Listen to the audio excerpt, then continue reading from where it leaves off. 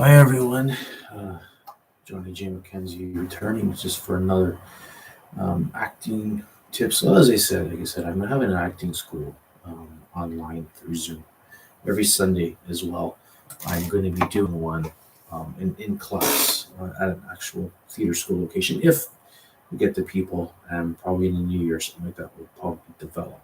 Also, I'm going to put some on YouTube just for subscribers, for people that want to learn it, for maybe the people that want to, maybe eventually be a student, just for anyone who wants to learn about it.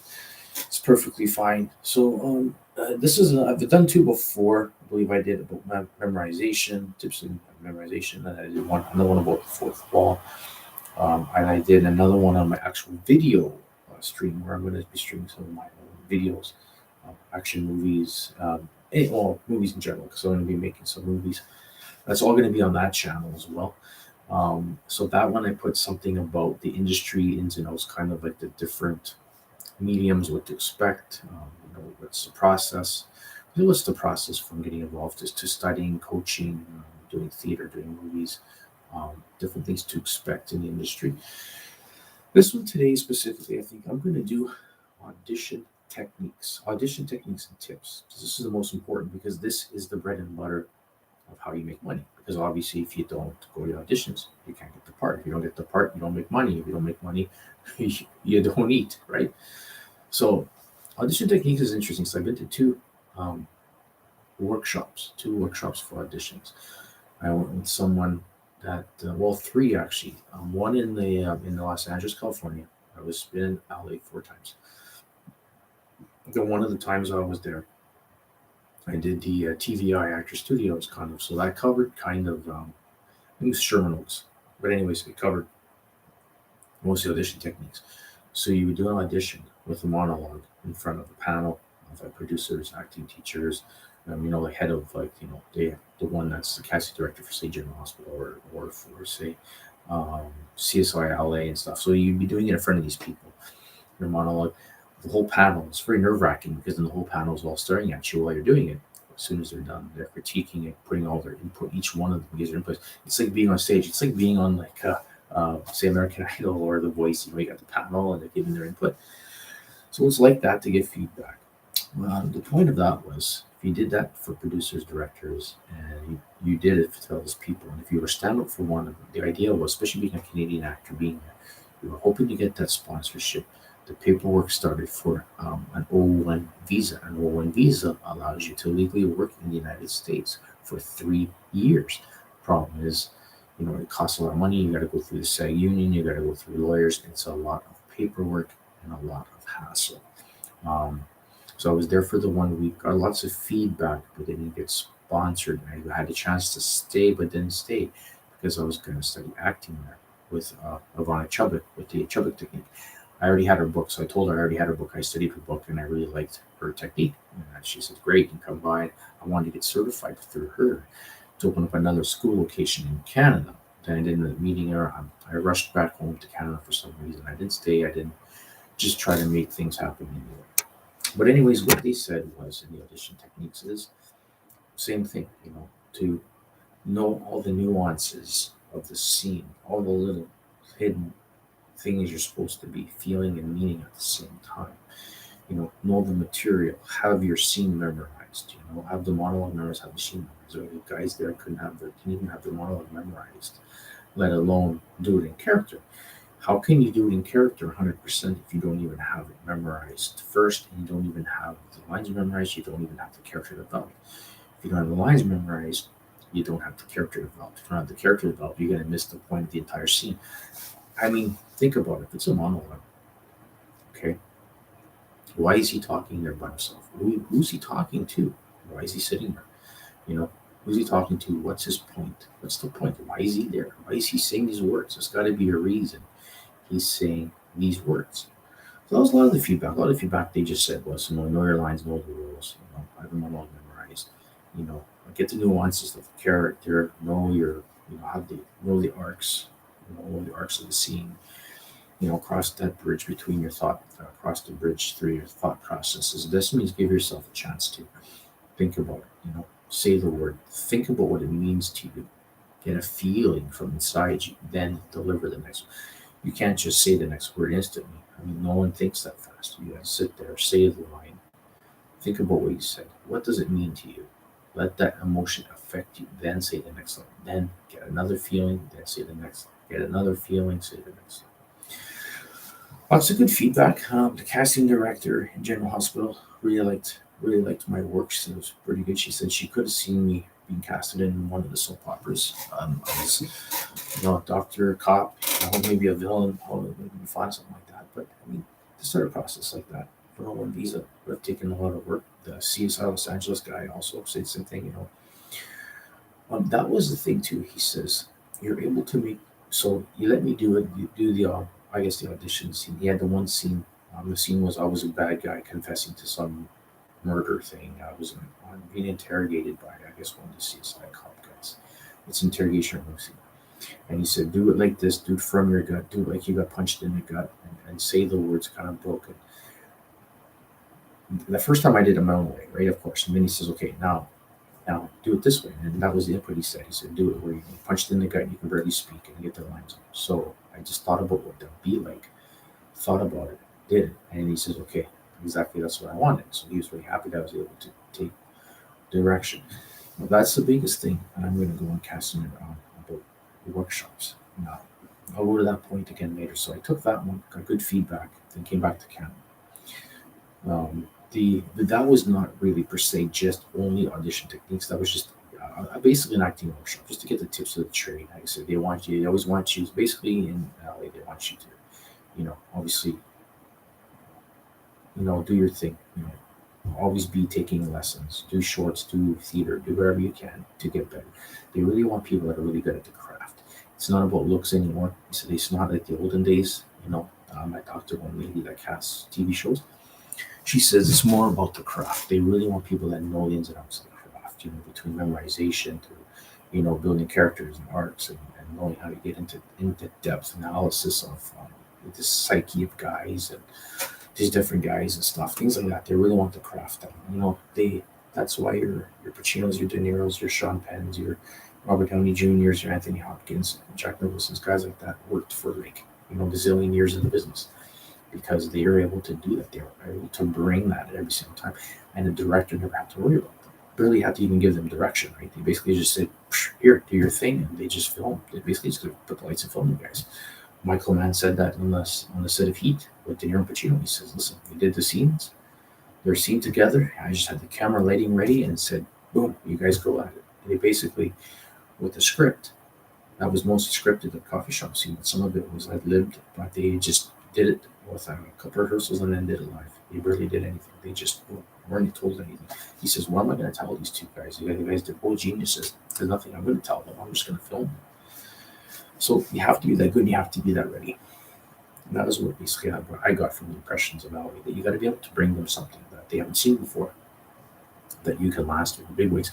Because, I mean, even if you have a character role, I mean, you audition, you have a part that was 2 days, and say maybe, I don't know, 2 days, maybe 12 lines, 13 lines, we'll just say whatever lines. But it took 2 days to do it. And you're booked for 2 days and they're paying you, decent money. This contract signed, everything's done. Your agent got his cut, everything's done. You got the part for sure. You showed up on the location on the set or at the studio, wherever it is, right? You're ready to go. They want to make sure. I mean, if your 2 days of scenes is with A-list actors, like say you're doing your scenes are with someone like Denzel Washington, you're doing scene Denzel and you're in whatever scene that is when you're with him and he's doing his thing 100% what he can do it. If he blows you away and it leaves you in the dust, then it's no good, right? The movie's screwed. Then you didn't do your part. Then what happened? They hired you, they brought you there, and you weren't ready and prepared. Now what happens now? Now they have to fire you and recast you, or they have to try and get it out of you somehow. Then they got to have him, Denzel himself. Maybe he pulls you aside and talks to you. Maybe they have an acting coach on site that they have to get to talk to you, try to bring this out of you. And if it doesn't work, we're going to have to fire you and replace you. I mean, you're getting fired from a movie is not fun because that goes on your record. Word gets around, says, listen, this guy can't even do a character actor part. He got fired in his first day because he couldn't even hold his own with Denzel. Like, that's the thing. You got to know your stuff, man. Be ready. That's what I think that they really worry about, especially character actors, ones that come in. Obviously, if you're the lead, it's different. And of course, but you worked your way up to that. So you've already proven yourself in the business. It really makes no difference. And those guys don't audition more, anyways. The stories of those guys, a lot of those guys, Pacino and Tom Cruise, those guys, they get mailed scripts to their house. So many a month that they can't even read them all, let alone pick. That's why they can pick and choose. They get so many scripts coming to them, but they're not even auditioning for sure. They're just getting the work. So, there's that too. So when you get to that level, it's fine, right? But so back to then, so went back to Canada now to say my official casting director workshops was 2 from Vancouver, a Jackie Lynn workshop, and then there was a Tammy Gills workshop. Both of them were specific audition techniques. And then I'll go with what I learned from there, and I'll put it into this real brief. What I learned from them based on experiences, I'm going to put them together now.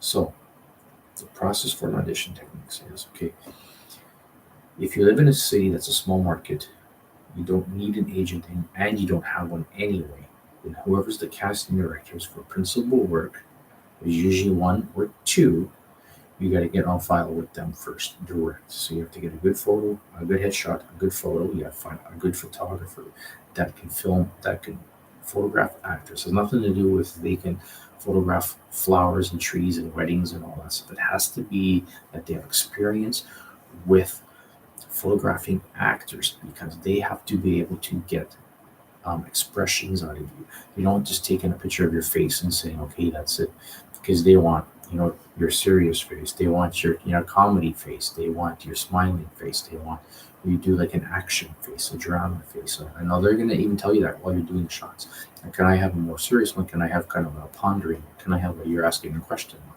Can I have a you just told a joke look? Can I have you just won the lottery look? Like, they want expressions, so they have to get that out of you. So that's why they have to know how to film actors, or photograph actors, because that's what happens. That's the process. So you find a good photographer online, Google, headshot photographers, blah blah blah.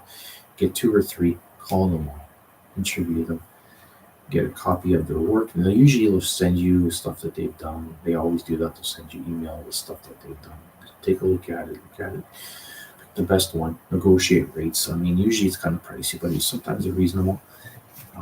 Usually you get to choose between about 3 looks. So you get a whole bunch of looks. You can get usually 3 or 4 good ones. Between you and your family, or you and your agent if you have one, or you and whoever, you pick the best one that you want, that you can all agree, right? And then you go blow it up into an 8x10. So it becomes an 8x10 headshot. So it's a picture of you with the best shot that you picked. Usually in color nowadays. It used to be one time ago in black and white, but they switched it to color. Apparently color was the original way that it was supposed to be done. Then you put your name on the bottom, and your name's on the bottom. On the back, you can put some other stuff, address, phone number, agent, blah, blah, blah, all that other stuff, details. Usually you don't have to, though. You have it in an envelope. Usually have it with a resume if you have a resume. So if you have no resume, that's going to be tough to get auditions. If you got 0 experience, it's going to be really tough to get audition. Based on just the photo, could still happen if you got a really standout photo and the casting director loves your photo and thinks that your photo is going to be the one that this director producer is going to be looking for. That's just a standard photo that you actually fit the character look of the script for sure. Like 100%, like you have the look already. Now they just got to see what you can do. You might still get the audition. Then that's great. But usually you should have some kind of resume. So basically the process is you have your photo, your resume if you have one, and you mail it to the casting people. This is if you don't have an agent. So that's the process. You have the photo, resume, you send it to the casting directors. They put you in their file.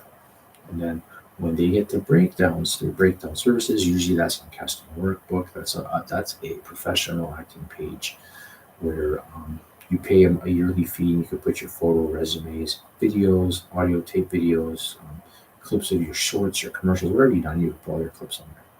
That's another whole issue. That's just if you're prepared, you have that as well. But the casting directors get the breakdown. So all the movies come, whatever projects are coming to your city, that's the breakdowns. They get the list of the breakdowns. When there's TV commercials, movies, or plays, that's all listed. They look, they see it all. Those casting directors are only casting TV shows and feature films. Any theater auditions, you're going to have to find yourself through, theater posts, community theater boards, things like that. If you have a casting workbook page, of course, you can look theater auditions. They're on the main breakdown will show you theater auditions. TV commercials, you just click on commercials on your casting workbook page and you can see what's on commercials. You could submit yourself directly. So that's the other thing. You can be your own agent on casting workbooks through uploading that same photo that you got done. Resume, special skills, all that's on there. You pay your fee and you're on there. You daily check it, weekly or daily check it. Maybe once a week's probably good. Then submit yourself for everything you want. You book your own stuff, you get paid yourself. Great, right? No problem. Nobody's share that money with anybody. So you just look at the casting records, the casting records have your file. That's the process. Then you sit and wait because you have no idea what the breakdown is because you're not there, right? You don't see it. You're not on a casting workbook, so you don't know what the breakdowns are. So then what will happen? This is the way for if you don't have an agent. We'll add the agent side and then we'll do like a final. So if you have the agent side, then your agent will call you for an audition. So he'll have the same thing. He'll have your headshot. He'll have your resume. He'll have your special skills list. He'll have your hopefully a demo reel. He'll have clips. He'll have all this information, how you want to find a whole file, all that stuff. He'll probably likely have you on casting workbook because everybody's going to recommend you to be on casting workbook because everybody's on casting workbook. It's the main thing. So he'll get you to buy your own casting workbook page. He'll be he's called agent materials. So he'll be the one in charge. So his name and his agency will be the contact person. So nobody's supposed to contact you. They have to contact him or her direct. So and so sees your photo resume. Oh, I want this person to audition for so and so character in my movie. They tell him or her, they call you and they set up the time.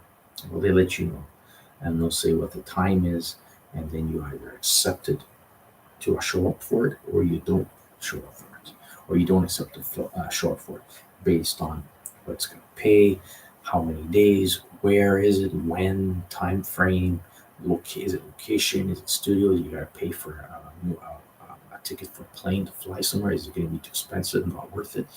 Is it not paying enough? Is it going to take too many days? Is the weather conditions going to be too crazy? So this is what you negotiate with your agent before you accept the auditions. Because if you accept the audition, then it's in stone. You better show up. You better not cancel because that's bad. It looks super bad on you.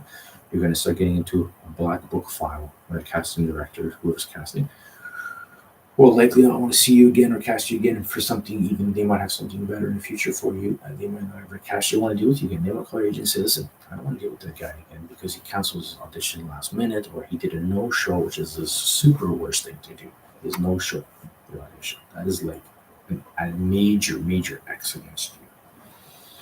So to recap there, that's what happens. So now on your side, you're going to wait for a call from the casting director if you don't have an agent.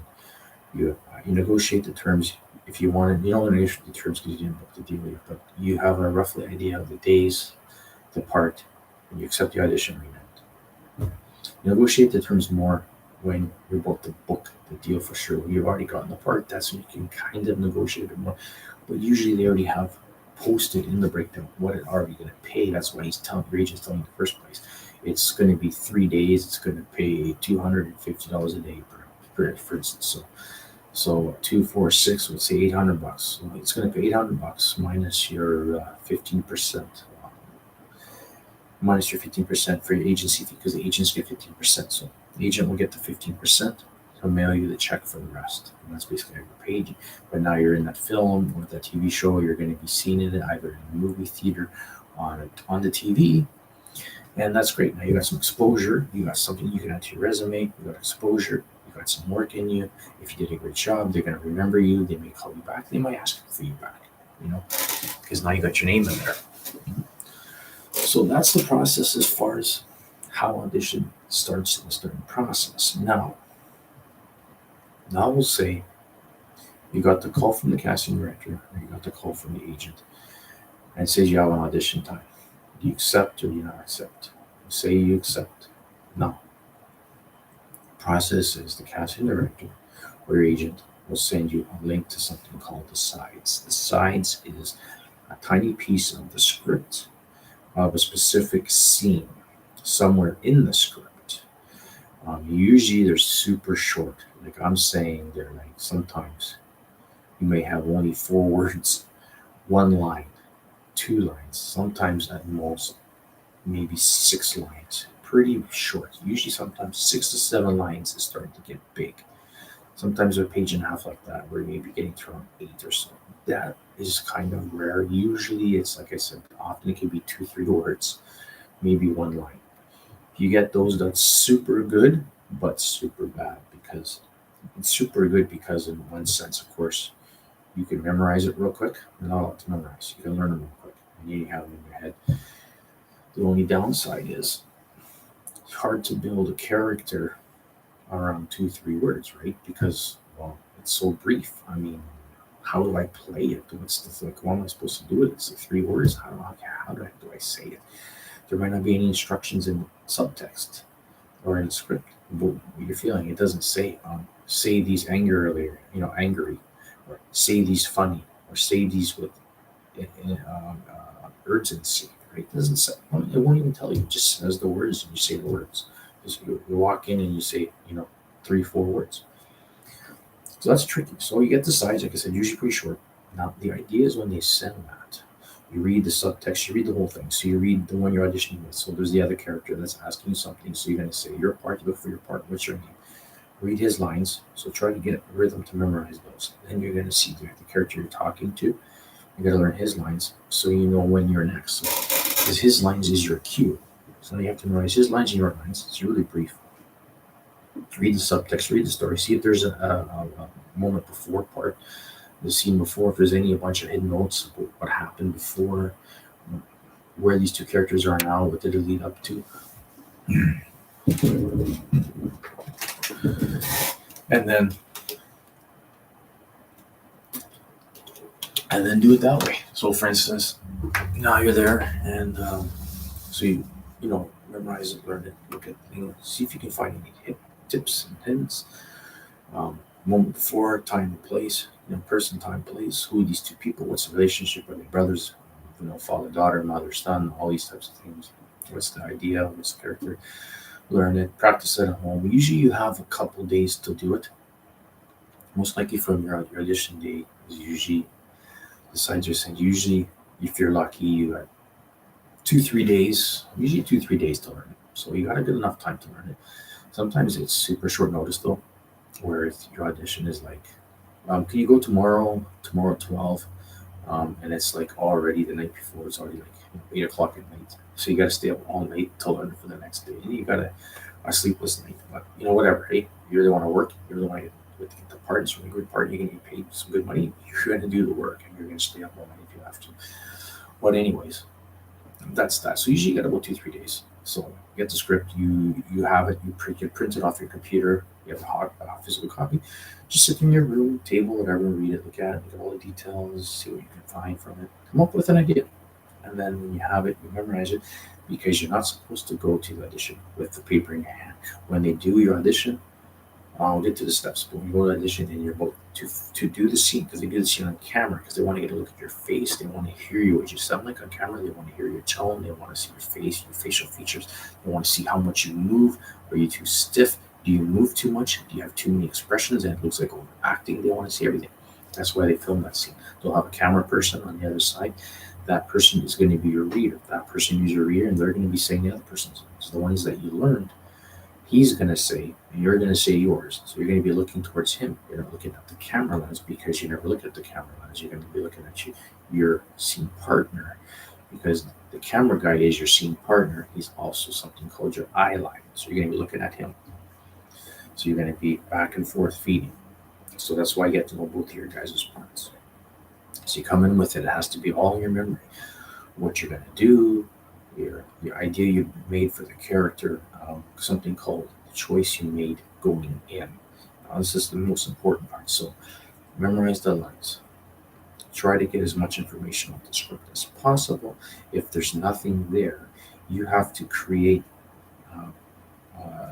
a fake backstory in terms of who he is and what he's doing, what his relationship to characters, and how he feels about that person. Then you have to make a choice.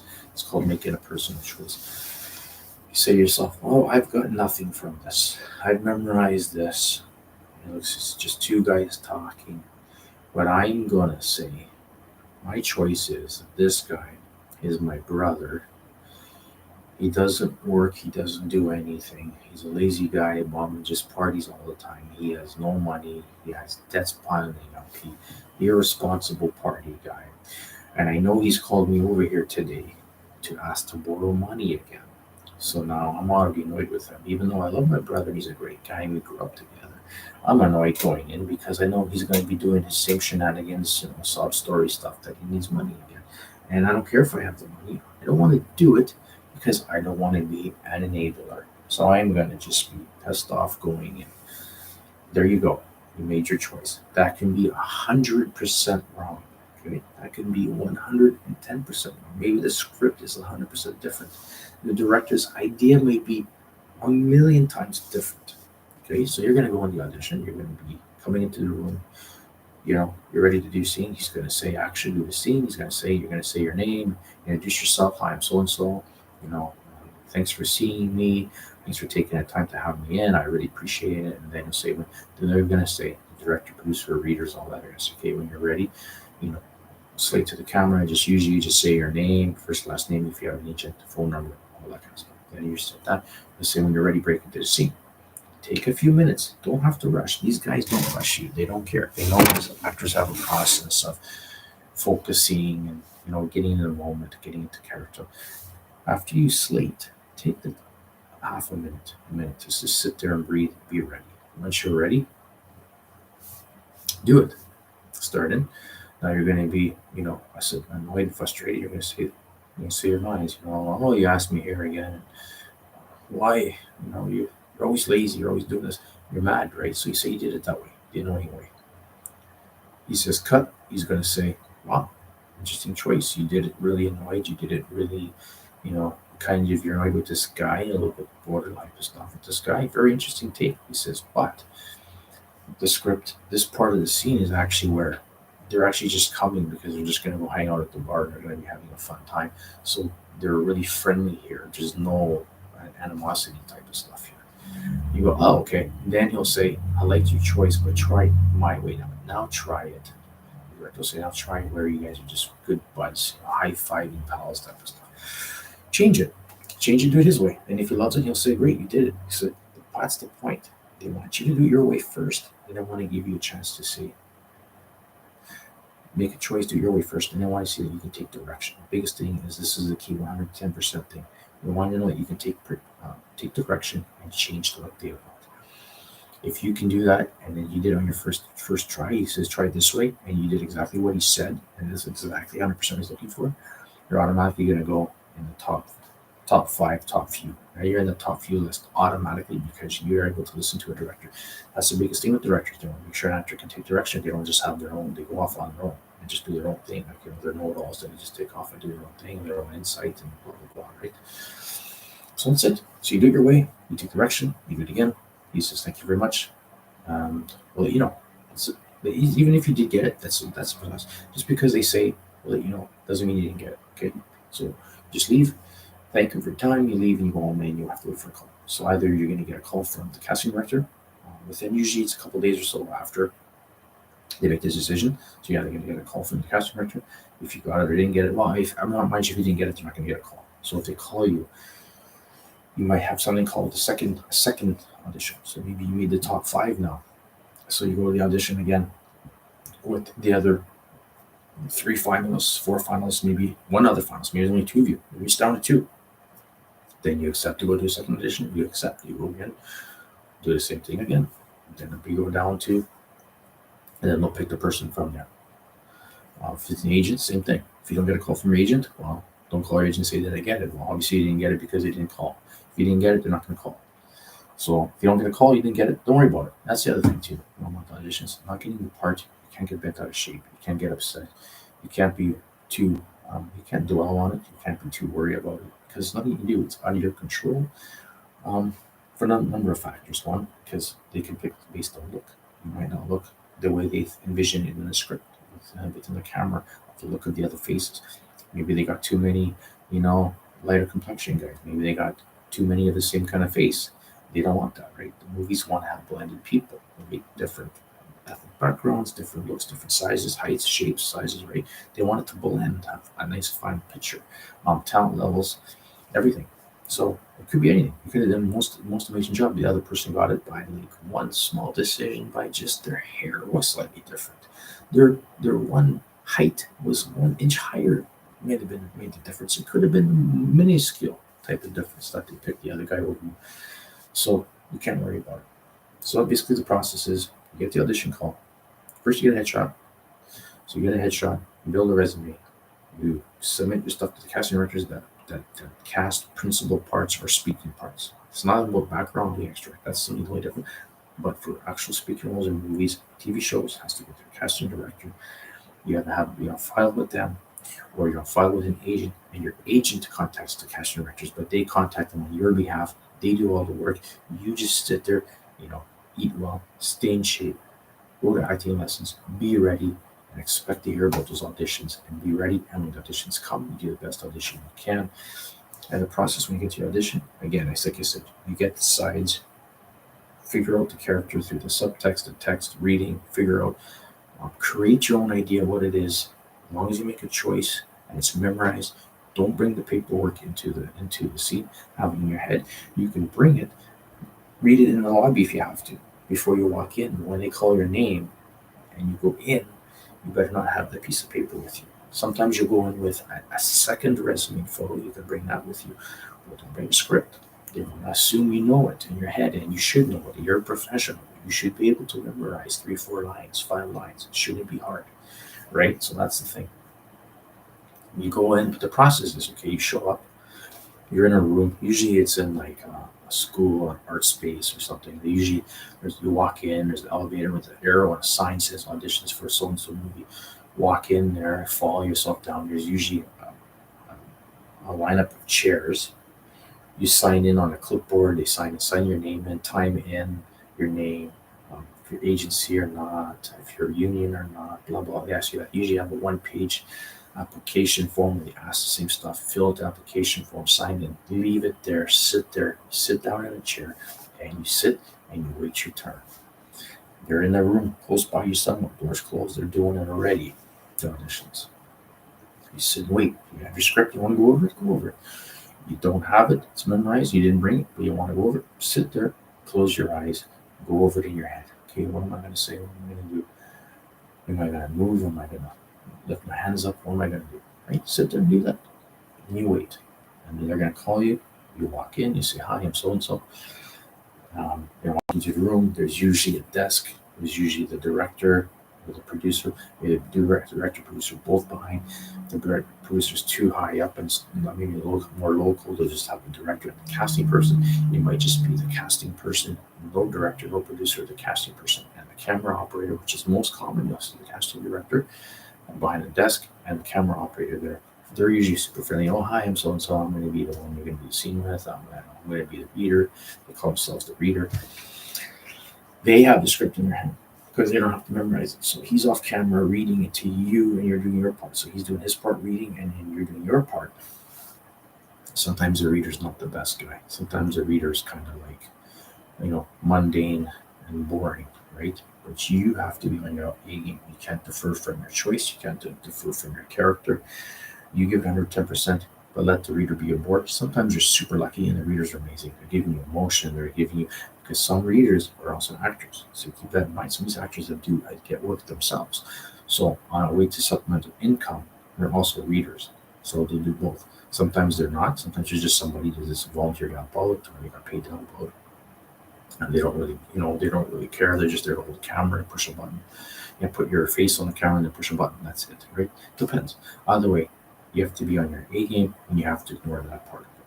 So you got the casting director and the camera guy. They're going to say when you're ready, just slate your name. So slate your name is just usually your first last name. If you're with an agency or not, usually your phone number. Sometimes they'll ask height. If they ask the height, weight, whatever. So you say those details at the camera, then you look away from the camera, focus, look at your reader, stare at your reader, into his or her face, and then you interact with them. If you speak first, speak first. If he speaks first, he or she speaks first, let them speak first, but you don't have to answer right away. You answer when you're ready to answer. You might be focusing still. I mean, you can't wait like 5, 6 beats go by, and it's like, well, you didn't answer my question. Like, nobody does that. I mean, in real life, they say something, you hear it, you process it, then you answer honestly, right? It's about answering honestly. You don't just right away. They say something, you answer it in a second. Like, you know, how are you today? Oh, good. Good. How do you know you're good? Did you think about it yet? You didn't say that. You just said, I just said, how are you? You said, I'm good. That quick. You know what I mean? It's got to be at least 1 or 2 beats there. So I'll say, how are you today? And you'd be like, "Mm, I'm good." Then they know right there. See, it's cool. Now they know. Well, you're not really good. You thought about it, but you're not really that good. Okay, or you're good, right? But anyways, you do the scene again, like I said, do your way. You'll get asked for an adjustment, possibly, maybe 2, 3 times. If they're asking you to do it another way, a second time, even a third time, that means you're super close to what they're looking for. They're super interested in you, and they're super interested in possibly casting you. That's why they're asking you to do it a couple times. That's a great thing. You want that. You don't want them to just you do it once and they say, okay, thanks, we'll call you. If they say that, you're not for sure not even in the top 3 or 4. You're going home and that is it. You didn't even make it at all. That could happen. But usually if they ask you to do a second time or a third time, you're interested. And as long as you did the adjustments honestly and you're able to do it and listen to them and take that direction, you should make a top 5, like I said, top 5, top 3. You're really lucky, top 2, then you're good. They'll ask you to come back. I mean, that's the process for auditions. That's really all there is to that. The only other thing I'll quickly throw in about auditions, um, okay, 2 examples quick is, um, let me see. Don't get intimidated when you go there because those rooms sometimes are full. Like I went, okay, I remember, I'll give you my experience first and then I'll give you one of something actor Henry Winkler said, famous Henry Winkler, the Fonz. I'll give you his scenario after, but I'll just let my personal experience go. I showed up to one. It was an independent film made in Winnipeg, where I'm from. It was an independent feature. Some local guy just wrote it. It was local, no budget, no nothing. It's like an independent film. It's one of those. But I was starting out. I had like no real resume yet. I know I needed to do something even for free just to get my name on a resume, to put a credit on the resume, because it was still accredited IDB credit, which I did not know. So here I go, do this movie for free. And I got my first IMDb credit, IDMB credit. And I'm officially an accredited actor. That's the other thing. You're not a professional working actor until you make the IDMB, because that's where all movie stars are. That's where all the famous people are. You can look up their name and you see the credits. If you have credits, you're officially an accredited. That means you're accredited. It's not just something you put on a resume. It's officially accredited. So now you're accredited and you can add that on the resume. So you get both advantages, okay? Usually the scene, but the movie was seen in a local film festival. So I was seen locally in my own city where I'm born and raised. So everybody in the city, whoever was there got to see me. So now I got some exposure in the city I'm from. So it was in the Winnipeg Film Festival. It got an award, actually. It got an award. It was well received, so that was good. My performance was well received and got lots of kudos for that. That was some more good exposure. So sometimes doing things for free, when you get all this exposure and you get the credit, you get the IDMB credit, you get the recognition, you get the experience of being on set and having everything memorized and learning about cameras, where the guy's standing, who you're interacting with, what's the stunt, what's the blocking. You're learning the industry. That's why you have to do some of those things. So got the part and everything, but how I got the part now, back to this audition. So the same film here. I got a call from somewhere. I don't know how I got to audition, but I knew the audition time. I showed up. And again, we see a ton of guys. This is for one part, it's called a day play, a 1-day role. One scene, 1 day. Okay, so like 2 hours work 1 day. And there was literally 10 guys for one part. I'm looking at them, saying to myself, look at all these guys. There's like 10 guys here. So you have a 1 in 10 chance of getting it. That's literally the odds. The odds is there. It's math, right? So 1 in 10 chance of getting this part because there's 10 guys here. Some are bigger, some are taller, some are better looking, some are shorter, some are fatter, some are more muscular, some are less muscular. But there's 10 of us. In general, we all look different, right? There's 10 of us, they're all signing their own way. I almost didn't go. This is the trick. This is the biggest, most important thing. I'm looking at this. What are the chances? Come on, 1 in 10. It's going to be a waste of time. There's too many guys here. What's the odds they're going to pick me out of the 10, right? So I almost was going to leave. I literally, honestly, God, I was going to leave. I said, this is crazy. I'm going to leave. It was taking long. I was going to leave. I said, you know what? What the heck? I'm not doing anything else. I might as well wait. Give it a shot. So I wait. My turn comes. I do the audition. And then he says, I did it. And then I did it. And then they wanted it done a second time, right? So it was Adam was the director. Some other guy was the DOP guy. He uses his camera. He set up the camera. They set up the idea of the scene. But I already had the lines memorized for the scene. Did the scene. Again, I just did it my way, whatever choice I made at the time. Then he says, okay, now they made a mock scenario of what the character's going through. Okay, you're this guy in great danger. This guy's coming at you, and he's going to stab you with this knife, and he's going to stick it to you. So the camera guy, well, yeah, he's holding the camera, or sorry, the director now became the camera guy to hold the camera. The camera guy became the stunt guy. He's coming at me with a pen, pretending it's a knife. He's coming towards me, and I have to act scared. I'm going to get stabbed, and I'm going to get stabbed, and get killed as he's coming at me. Something went inside me, and I envisioned the pen as a knife. The pen became a knife instantly in my imagination process, and I'm like, this is a knife. And then I imagine what it would really feel like to be attacked with the knife. The potential to get killed and stabbed, and in the hospital or dead, and that could be your last few moments on Earth, literally. And I envisioned it, and I was picturing what a knife looked like. I had vision the blade. I envisioned the shininess of the blade. I made that up all at the same time. And he's coming, and I'm like, and the line's basically like, no, please don't do it. Please don't do it. I beg you, don't do it. Something like that. Because in the movie, I'm a guy that gets beat up from like a bully type guy. I do some mouthing off. So the scene is I do some mouthing off, try to act like a tough guy. And the guy that's crazier than me brings me out in the alley, beats me up, and then leaves. So that's really literally the scene that's in the movie that you'll see. We're playing pool, I mouth off, and then he brings me outside and he beats me up basically, and doing bully stuff, and then leaves me on the ground, wounded, and then he takes off. But that's what they want to get out of me, is showing that fear. So I did. I envisioned knife, everything else, and all of a sudden I'm like yelling, please, no. I literally went into this trance. I started crying. I was freaking out, yelling. They said, okay, cut.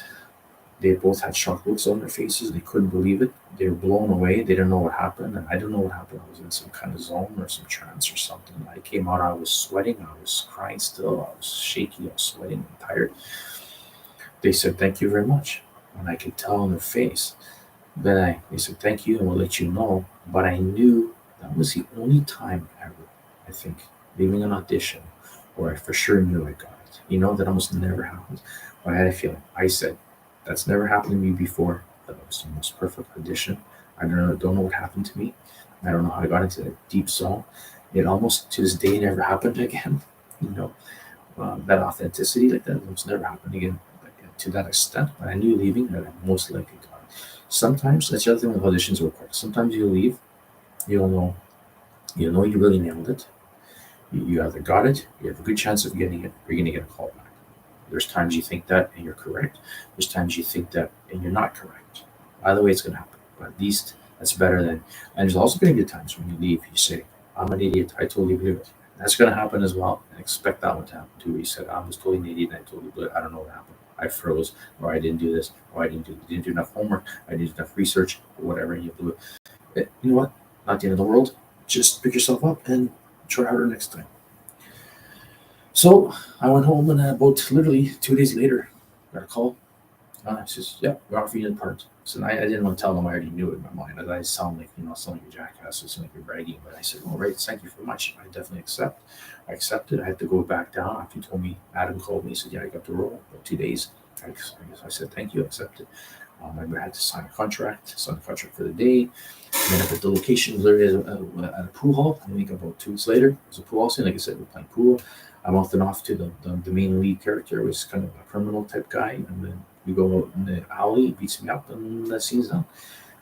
I was living in Toronto at the time, so I didn't get to see the movie aired live in Winnipeg Film Festival. So my parents went, they saw it with the director, and the director said that was one of the coolest, most amazing auditions he'd ever seen, and he complimented me that I really earned the part, and he was talking to my parents, like my work, like meeting me, talking to me, worked well together. And my parents were happy. I phoned them, and they said they saw it, and they liked it.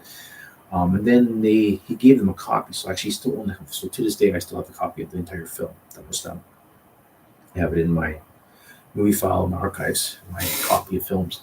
So I have a copy of my own film. I made the IDV. I made a good impression, and I had fun. So a good experience. So that's the key of this one is don't ever leave an audition. You see too many people in a room and you don't think you're going to get it, at least see it through. Okay. And then quickly, the only other one I'll talk about is an interview I saw with Henry Winkler. He's being interviewed by, interviewer, acting professional, professor, school guy, or guys that just interview movie stars. But he had he was just like over an hour just talking about the craft business. I mean, it was just an amazing interview with Henry Winkler, but giving his secrets and his trials and errors too, and everything else. We mentioned how his famous audition for the Fonz. Okay, so here he is, this little, 5'2", 5'4", whatever he is, 5'6". I don't know he's short. I'll just say 5'6". Here's a 5'6" Jewish American coming into a room with to audition for the Fonz. So you hear about the Fonz. He's in the room with the Fonz. He comes in, like I said. He says there's this room full of a whole bunch of good-looking, muscular Italian American guys. They're wearing the leather jackets. They're the black greased hair, the greaser looks, a bunch of really good-looking, sharp, and muscular. The Fonz, cool dude, biker dudes look like biker dudes. Slick back, macho, get the women type Italian American guys sitting there. And a whole bunch of them. He said, almost the whole room is all Italian guys. And he says, I'm dead. He says, I'm a short Jewish guy. I'm not Italian. I don't look like those guys. Those guys are way better looking. Those guys are taller, bigger, stronger. They look more intimidating. Everything, right? And he had the leather jackets. He didn't have a leather jacket. He was wearing some kind of suede jacket. He goes, I don't even look the part. He was so frustrated. He was actually going to leave. He says, I'm going to leave. He says, I don't get it. And even in the script actually even said the character was supposed to be an Italian American. The actual written writer said they wanted an Italian guy. So he was not even the right nationality. The script said it. But he says, he decided to stay anyways. Bunch of people, all the guys go. He's literally the last guy. Somehow he ended up being the last guy. Goes in. But you notice the script said that he looks in the mirror, he combs his hair one last time, and then he says, I'm fine with the hair. He was saying every single guy that auditioned, every single one of them did it exactly what the script said. He knew he was already at a huge disadvantage, so he did something totally. He went against the script, he went against grain, he went against everything. This is why you see this in the final version of in the opening part of the movie. The Fonz, you see it in there where he looks at the mirror, doesn't comb his hair. He talks about that. He says, so I went in there. He says, well, everybody must have done it, the script. It was my only chance is I'm going to create something totally different. So his tip was do something totally different than what the script says. So create something. So there he goes. He shows up. He says, I'm Henry Winkler, blah, blah, blah. He saw, talks to the director, casting, blah, blah, blah. He set up the scene. He says, okay, do the scene. He's at the scene where he's supposed to, that's the scene. That's his first episode. Is where he looks in the mirror. That's the scene. Okay, do the scene where he looks in the mirror. The script says he looks in the mirror, supposed to comb his hair, and go, there you go.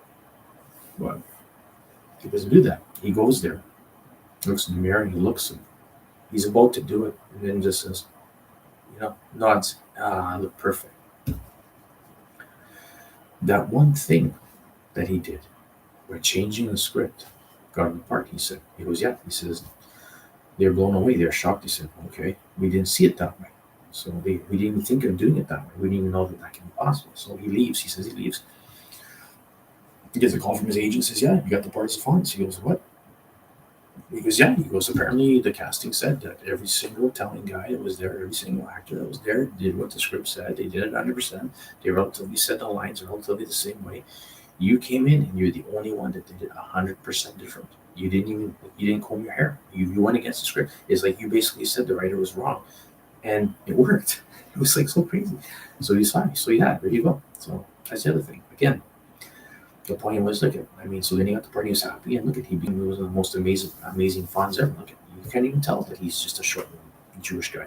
In the actual TV show, you actually still believe him as a tough guy. You think he's really going to beat up these guys, on Happy Days. Yet he said, I can't fight with nothing. I'm not really tough at all. I've never been in a fight in my life. But in the show, he still believed he was a tough guy, even though he's not. It's the craziest thing.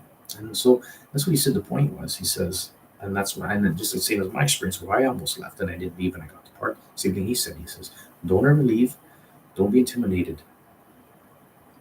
Do your best. Don't be about looks, people, how many people are there. Do your best.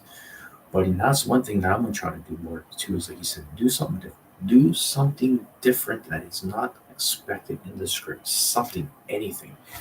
Even if you have to walk from point A to point B, and it says, like the script says, walk in a straight line the whole time. You got 50 guys that walk in a straight line. Why not be the 51st guy that walks and then stops and goes sideways for a second and then goes straight?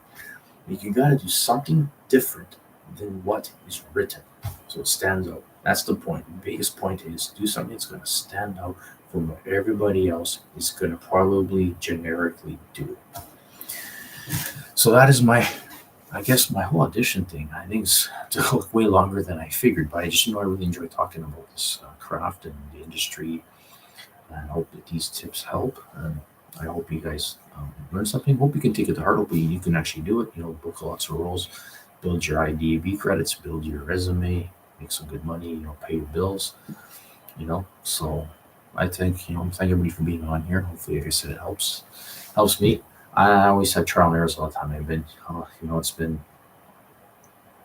almost 30 years doing this stuff, and I still, so many mistakes, so many things to worry about with this industry, but I enjoy it. I keep growing. So, again, you guys want to, any of you are going to subscribe, is also, you're going to join the school out there through Zoom, contact information through, Craigslist, things like that. You're gonna just go to my channel and see some of my films, hopefully, and that'd be great. So this is actor Johnny J. McKenzie signing out. So thanks everybody. Enjoy, and hey, Merry Christmas, Happy Christmas, and hope everybody has a good New Year coming up.